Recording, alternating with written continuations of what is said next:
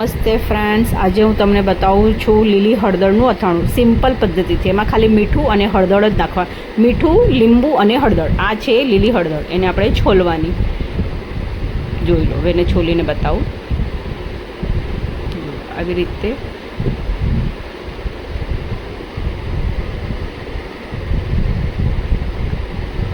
જો અમે છોલીને રાખી છે થોડી, તમને બતાવું છોલીને. આવી રીતે એને છોલવાની. છોલ્યું લઈને ઉપરની પતલી પતલી છાલ કાઢી નાખવાની.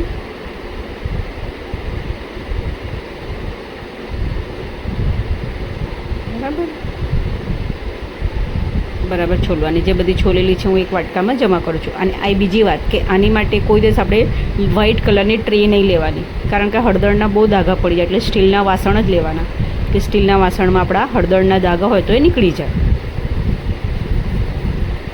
અને નીચે બેસો ત્યારે પેપર લઈને બેસવાનું. પેપર પર જ એનું બધું નાખવાનું, નહીં તો લાદી પણ તમારી યલો થઈ જશે. હું કાપતી વખતે તમને બતાવું. પછી હળદર છોલીને એને ધોઈ કાઢવાની.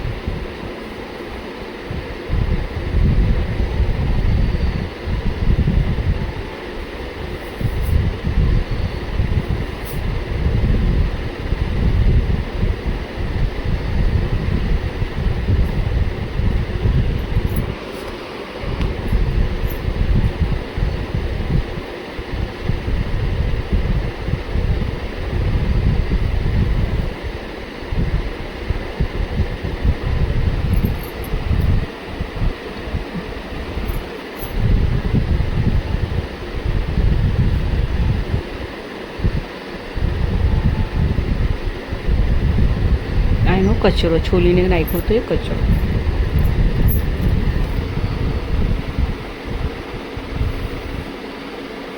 એને ધોવાની છે. અને હવે એને ધોઈને હું કાપું, તમને બતાવું.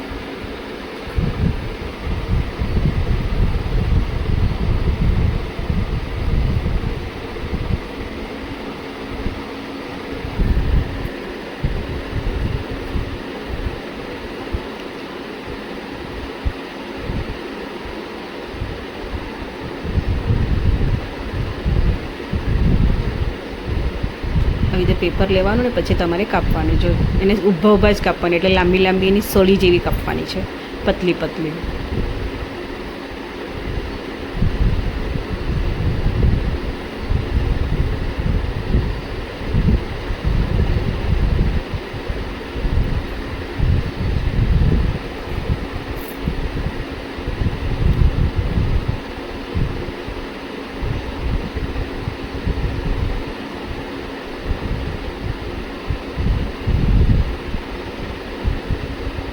કપાઈ જાય. 2-4 કાપવાની મારી બાકી છે, તો જો તમને કપાઈ જાય એટલે બતાવું. આવી રીતે મેં ધોઈને બધી કાપી છે. હવે એની અંદર નાખીશ લીંબુ, થોડું મીઠું જોઈતા પ્રમાણે. ઘણું મીઠું વધારે નાખો તો બી ચાલે. એને આથવાની છે આપણે મેઇન.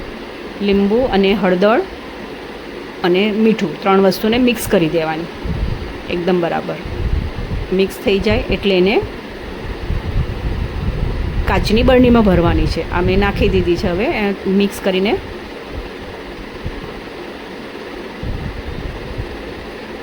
હા, હવે જો મારી મિક્સ થઈ ગઈ છે, એટલે મિક્સ કરવા માટે લીંબુ રાખ્યું છે મેં.